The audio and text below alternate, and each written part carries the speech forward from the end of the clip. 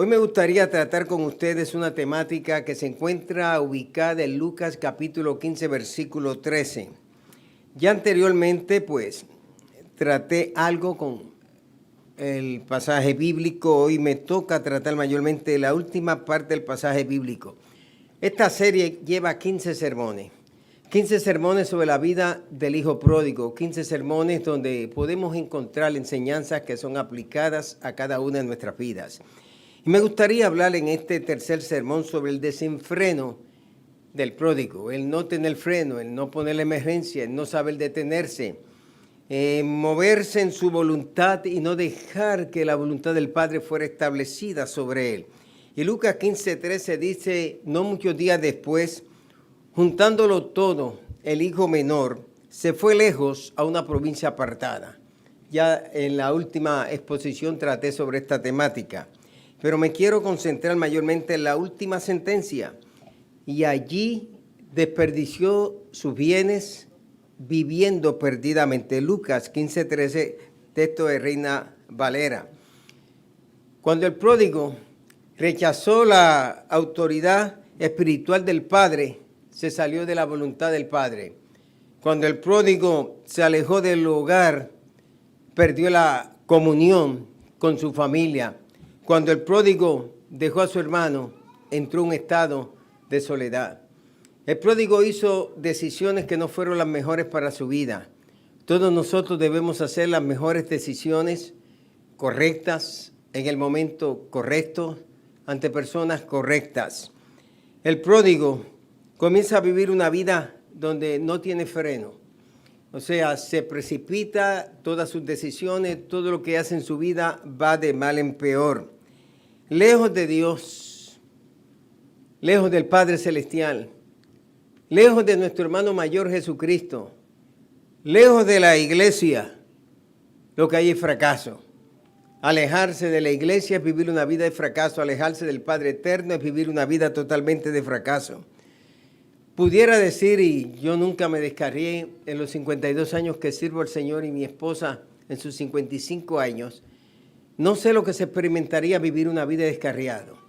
Admiro a aquellos que después de haber sido al mundo pueden regresar y pueden continuar perseverando y pueden volver a ese primer amor y pueden vivir una vida de nuevo al servicio del Señor. Creo que tiene que ser muy difícil.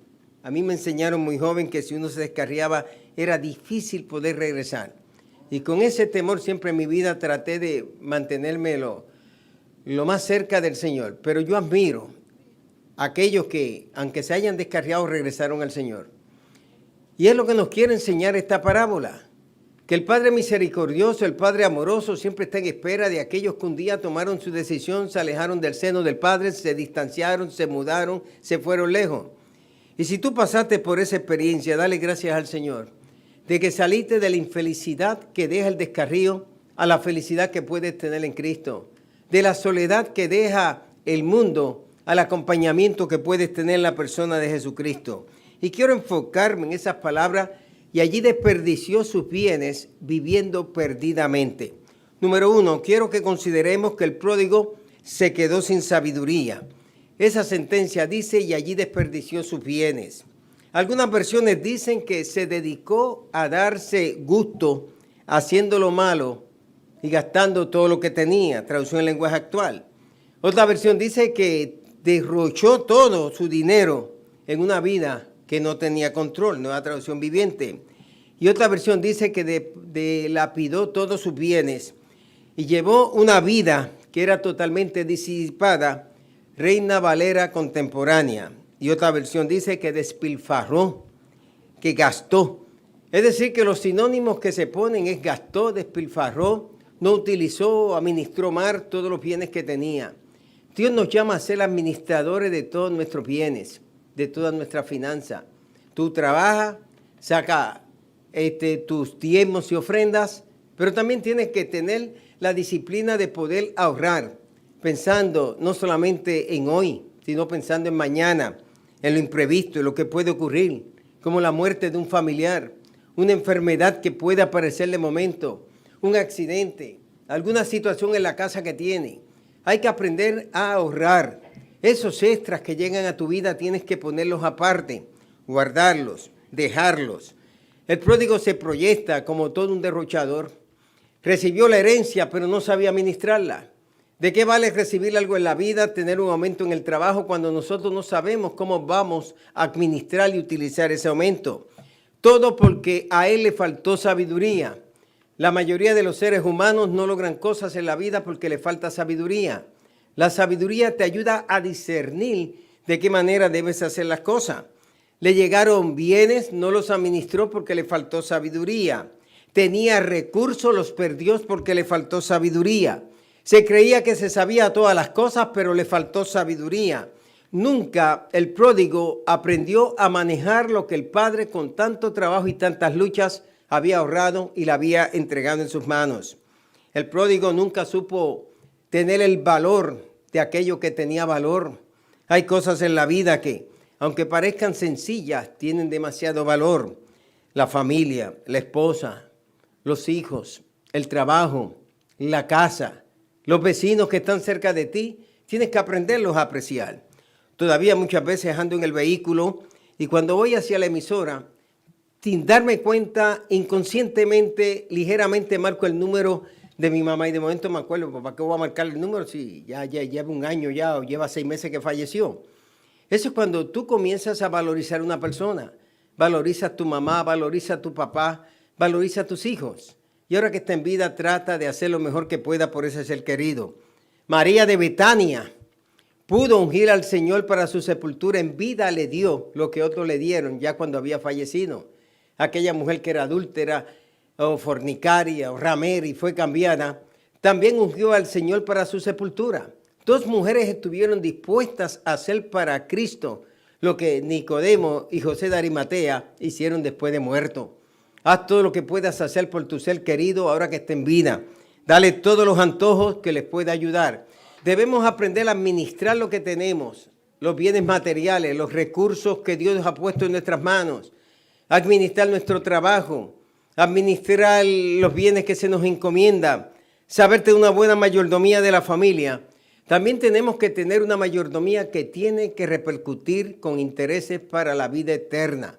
Mas buscar primeramente el reino de Dios y su justicia y las demás cosas os vendrán por añadidura, dice Mateo capítulo 6, versículo 33.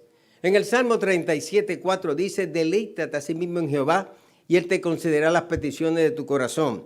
Jesús citó una parábola en Lucas capítulo 12, versos 16 al 21, que quiero compartir con ustedes. Dice que les refirió una parábola. Dijo que la heredad de un hombre rico había producido mucho. Y él pensaba dentro de sí, ¿qué haré? Porque tengo que guardar mis frutos. Inmediatamente él decide, voy a derribar mis graneros, los voy a engrandecer, los voy a edificar mayores y allí voy a guardar todos los frutos y los bienes de mi cosecha. Entonces, dijo él, diré alma, muchos días tienes para que te puedas regocijar y alegrarte. Sin embargo, se escucha la voz del Padre Celestial que dice, necio, esta noche vienen a pedirte tu arma y lo provisto de quién será. Así será para aquellos que hacen tesoro para sí mismos y no hacen tesoro para con Dios. Eso es una mala administración. No administrar nuestra vida espiritual, no pensar en el mañana, no pensar en el pasado mañana, no pensar en la eternidad, pensar solamente en esta vida que tenemos, que por cierto es una vida muy corta. Por eso hay que pensar no solamente en lo presente, aquel rico administró todo le salió bien, todo lo logró, fue un hombre totalmente exitoso. Sin embargo, hizo almacenes, hizo expansiones, pensó en mañana, pero no pensó que ese podía ser el último día de su vida. Y efectivamente, esa fue la última noche de su vida. Sin embargo, no acumuló para la vida eterna. El pródigo era un ser humano que vivía en su presente, vivía para hoy. No pensaba en mañana, no visualizaba el mañana, solamente veía lo que tenía. Por eso gastó mucho y ahorró muy poco en su vida. Él pudo manejar bien esos bienes, pero vuelvo y digo, le faltaba sabiduría, le faltaba discernimiento. Seres humanos que a veces toman en poco los sacrificios que los padres les toca hacer. Es más fácil para un padre esforzarse, un abuelo esforzarse, poner el fundamento, un padre levantar sobre ese fundamento y un hijo que no tiene sabiduría derrochar todas las cosas. El pródigo tomó aquello que le costó años de trabajo, años de ahorro, años de perseverancia, años de disciplina al padre, y en pocos días lo que le tocaba a él, una tercera parte de todos esos bienes, lo derrochó porque le faltó sabiduría en su vida. La sabiduría, queridos hermanos, nos lleva a nosotros a tomar las decisiones más correctas de la vida. La sabiduría, al igual que el discernimiento, que en cierto aspecto se ven como si fueran sinónimos, nos enseña a nosotros a poder distinguir entre el bien y el mal, entre hacer una decisión correcta y una decisión incorrecta, entre dar el paso que debemos dar y no dar el paso que no debemos dar, entre saber cuándo debemos callar y cuándo debemos hablar, cuándo debemos accionar y cuándo debemos detenernos. La sabiduría nos lleva a nosotros no solamente a pensar correctamente, sino que nos lleva a nosotros a actuar de manera muy correcta. Pero hay dos formas que se presentan en las Sagradas Escrituras. Es cuando nosotros simplemente nos movemos en las cosas del Espíritu y a veces nos movemos en las cosas de la carne. Es que cuando nos movemos en las cosas del Espíritu, aprendemos a discernir las cosas de manera muy espiritual. Proverbios 1:8 dice, oye, hijo mío, la instrucción de tu padre y no menosprecies la dirección de tu madre. En otras palabras, se simplifica, escucha el consejo. Aprendamos a ser aconsejados, a recibir consejo. Tú debes tener no solamente consejeros en la iglesia, tus pastores, familiares que tú puedas llegar a un momento dado y puedas abrir tu corazón. Pero sobre todo si eres joven, escucha el consejo de tu padre, sigue la dirección de tu madre. Proverbios capítulo 2, versículo 2 al 3 dice, haciendo esto, está atento a tu oído a la sabiduría. Primero, tu oído tiene que estar atento a la sabiduría. Y tu corazón, dice Proverbio capítulo 2, verso 2 al 3, se tiene que inclinar hacia la prudencia. Y debes clamar a la inteligencia.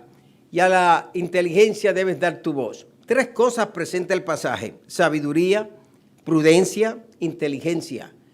Necesitamos esos tres elementos en nuestras vidas para lograr muchas cosas en todo lo que podamos emprender. Proverbios 3:9 dice, honra a Jehová con tus bienes y con las primicias de todos tus frutos.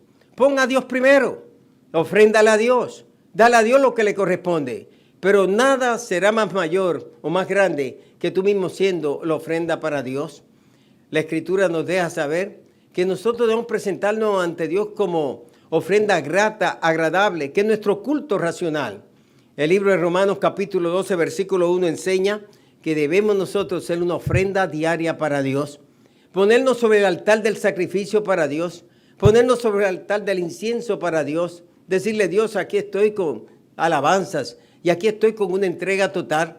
Te doy todo lo que soy, te doy mi mente, te doy mis emociones, te doy mi vida, te doy mi día, te doy mi mañana, te doy mi pasado, te doy mi futuro. Todo, Dios, lo pongo en tus manos. Dios quiere que lo honremos siempre. Dice Proverbios 3, capítulo 3, verso 9, honra a Jehová con tus bienes y con las primicias de todos tus frutos. Si queremos honrar a Dios, lo honramos viviendo una vida que le agrade a Él.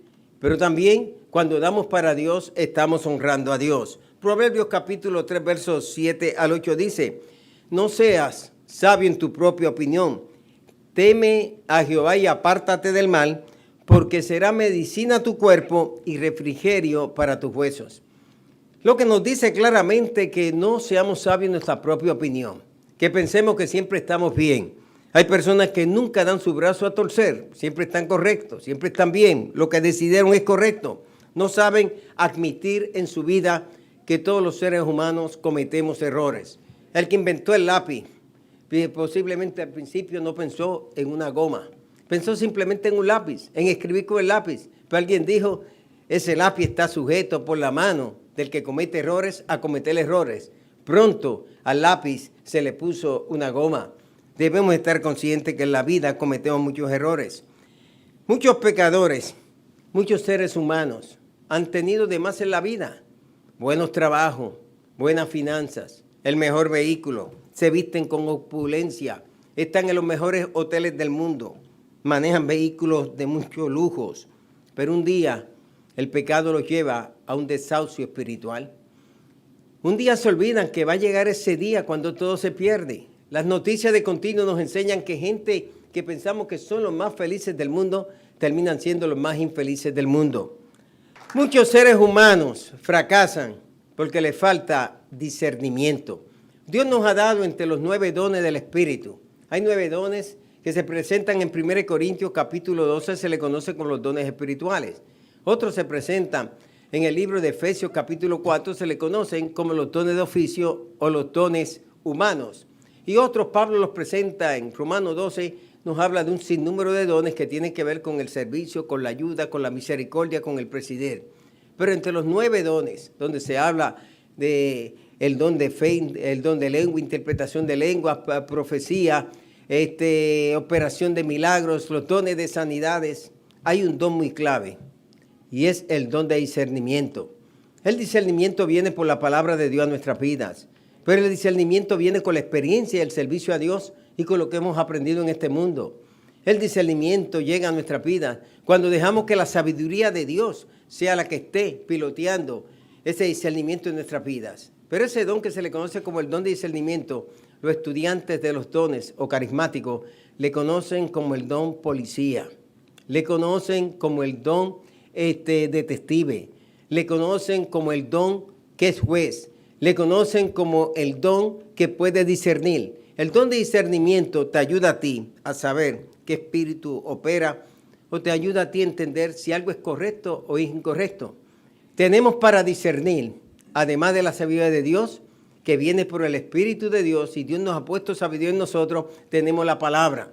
La palabra te ayuda a ti a tomar decisiones correctas. Los ejemplos de los personajes bíblicos, con sus grandes logros y sus grandes fracasos, nos enseñan a nosotros que si ellos fracasaron, nosotros fracasamos, pero que si ellos pudieron lograr algo en la vida, nosotros también lo lograremos. Pero tienes el don de discernimiento. Ese don te lo da el Espíritu Santo. Ese don creo que se lo está dando a la gran mayoría de los creyentes, que a través del don de discernimiento tú puedes saber muchas cosas que están sucediendo. Pero sobre todo, para todo nos da el Espíritu Santo. El Espíritu Santo es la persona que vino a hacer a Cristo real en nuestra vida. Así como Cristo vino a ser real al Padre. Jesús dijo, el que me ha visto a mí, ha visto al Padre. Tanto tiempo hace que estoy con ustedes y todavía no saben que el Padre es en mí y yo soy en el Padre. Padre, no te pido que los quites del mundo, cuídalos del mundo. Así como el Padre es y yo soy en el Padre y el Padre en mí, así ustedes también deben mantenerse unidos los unos a los otros. Para que el mundo vea ese testimonio de que todos son uno, porque el Padre y yo somos uno. Esa es la oración que Jesús hizo en Juan capítulo 17. La oración que demuestra y da testimonio al mundo. Una iglesia unida, una familia unida, es un testimonio que podemos dar a los demás. Muchos fracasan. Le faltó discernimiento en sus vidas.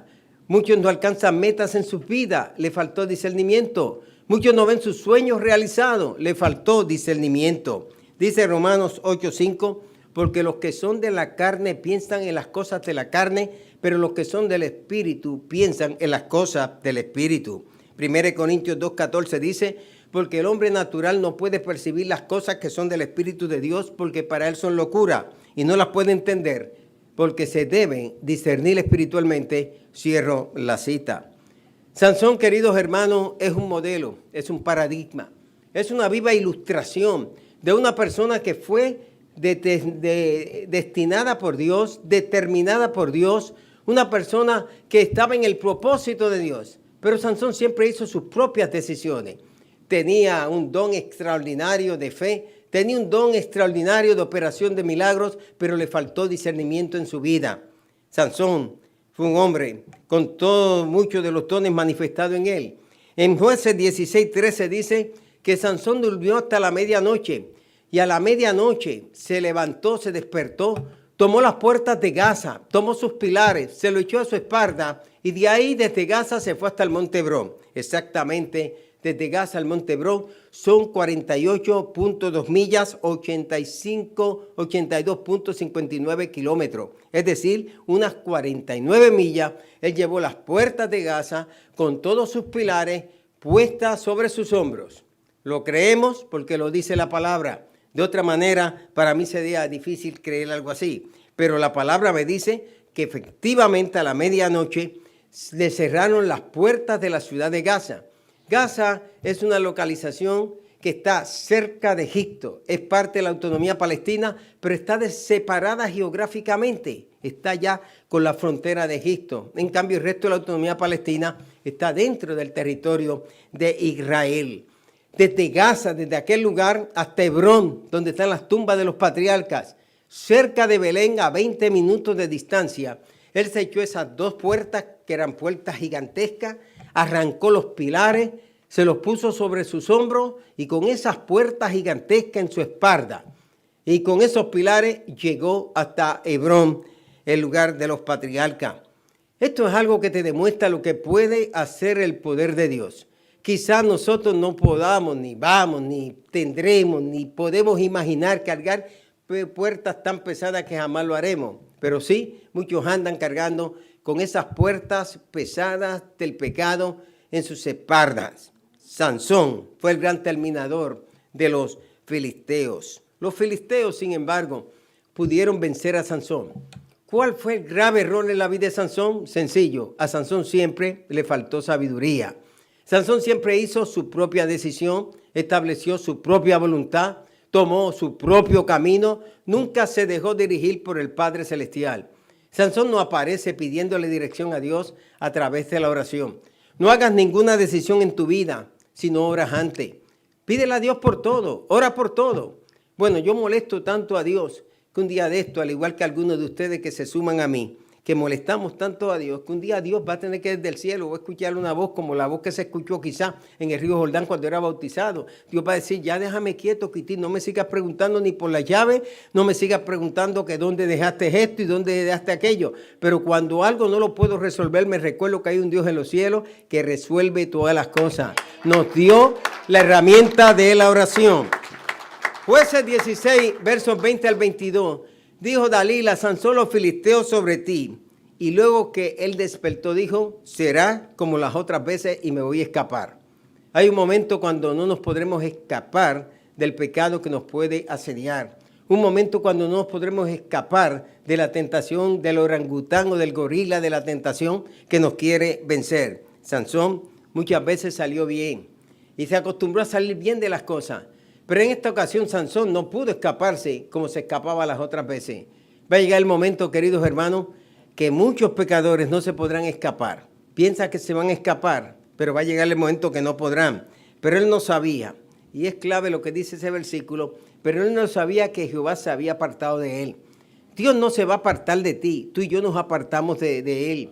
Y cuando nosotros nos apartamos de él, entonces Dios no le queda otro remedio. Si no me quieres, si me abandonas, si me estás desahuciando, si me estás botando de tu vida, si me estás sacando de tu vida para cerrarme las puertas, no me queda otro remedio que estar yo a la puerta y tocar. Apocalipsis 3:20 dice, aquí yo estoy a la puerta y toco. Si alguno oye mi voz y abre la puerta, entraré y cenaré con él. Permitamos que el Señor se quede adentro. Aquellos forasteros camino de Emaús querían que el Señor se quedara.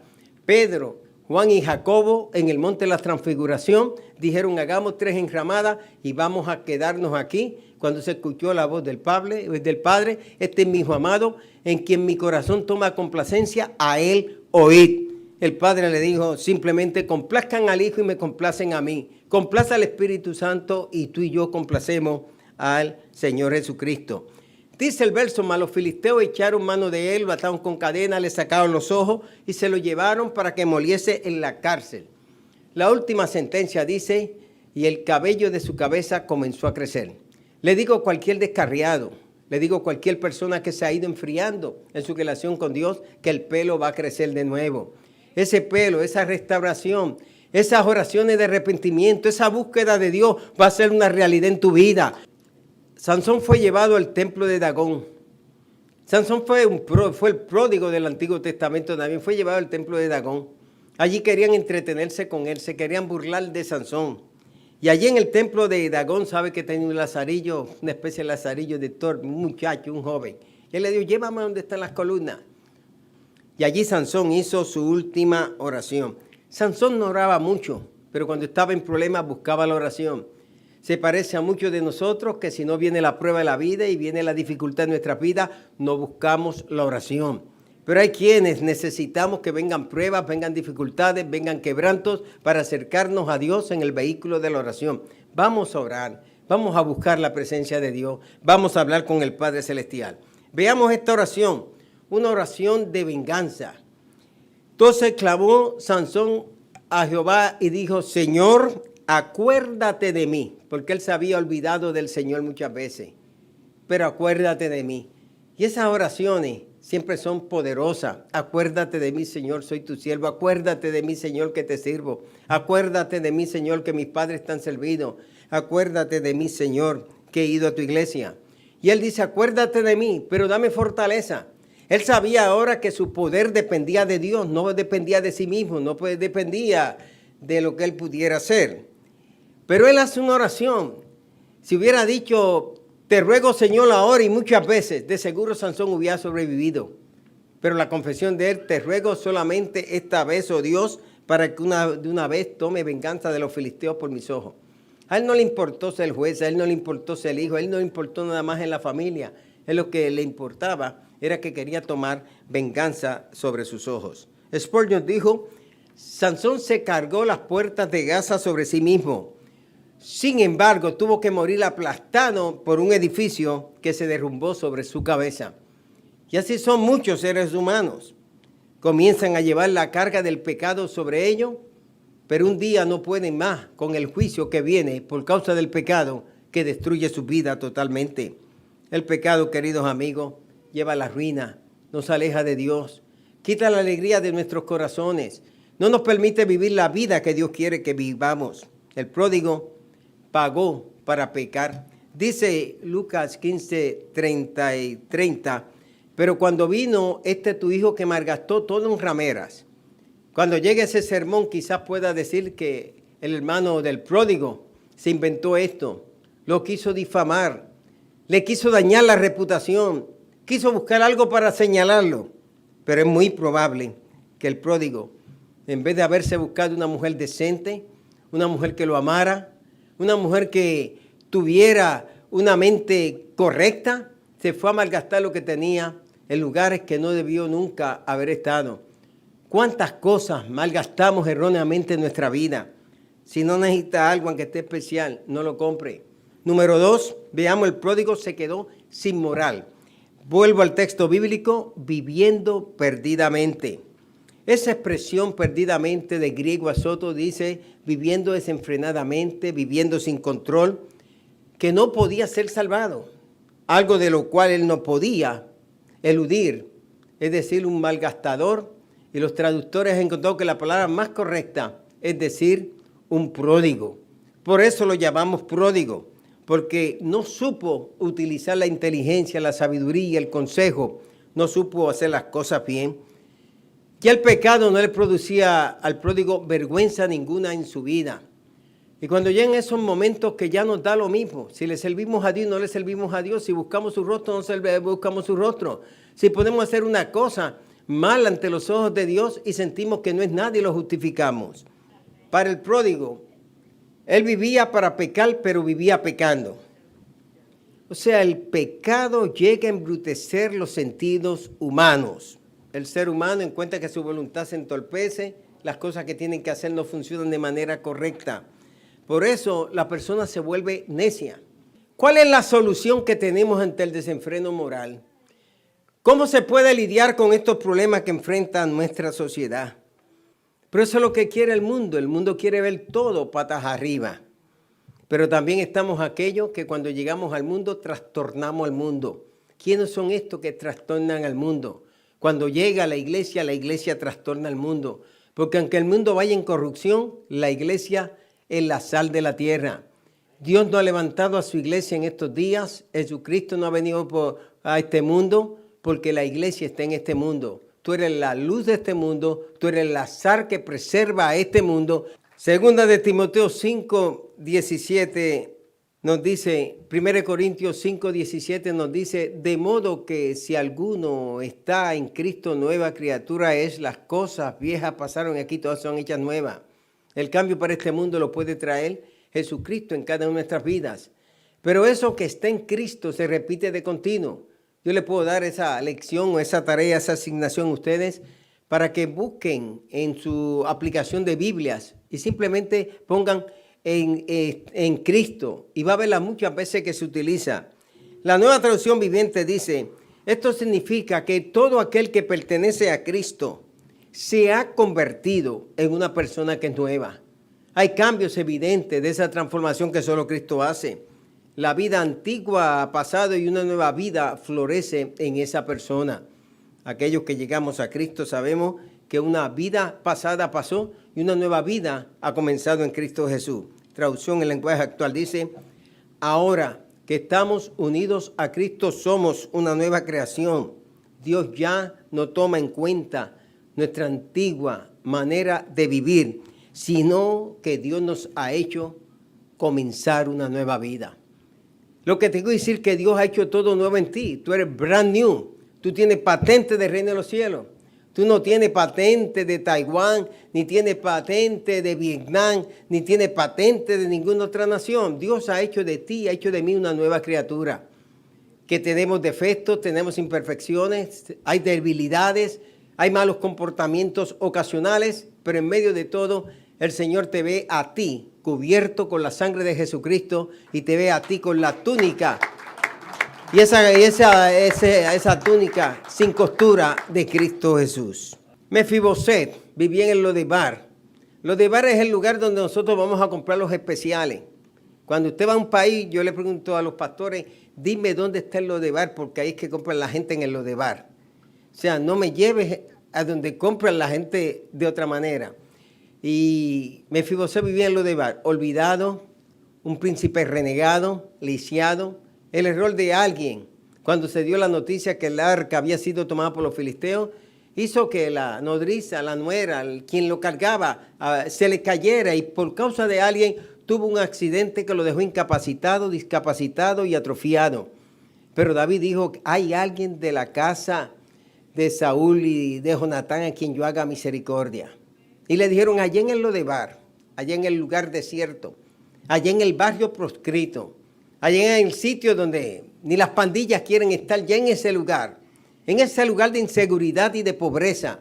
Y cuando llegó, David le dijo, Mefiboset, y él le dijo, ¿quién soy yo? Yo soy menos que un perro muerto. David en ese momento le restauró y le sentó a su mesa y dice que todos los días se sentaba a la mesa, pero era un lisiado.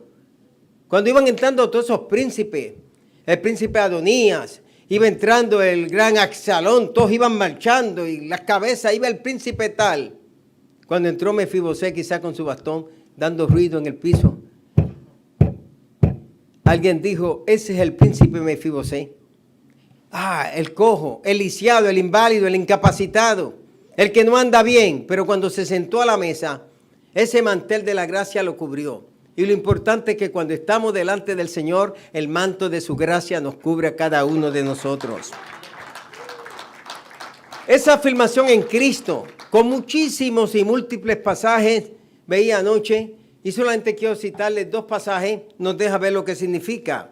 Dice en Efesios 2:10, porque somos hechura suya, creados en Cristo Jesús para las buenas obras.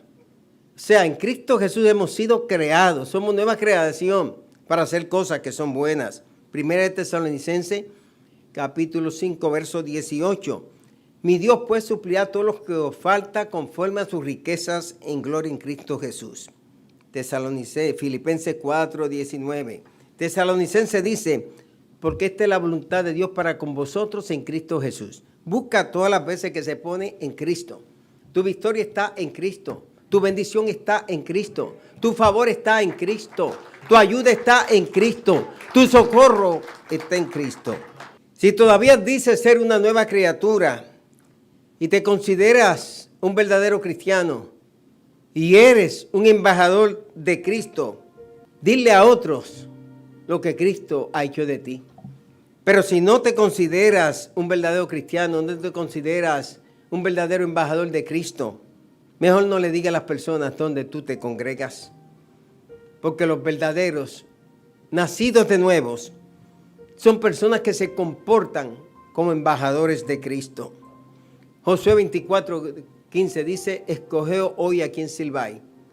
Si a los dioses que sirvieron vuestros padres o a los dioses de los amorreos que están al otro lado del río.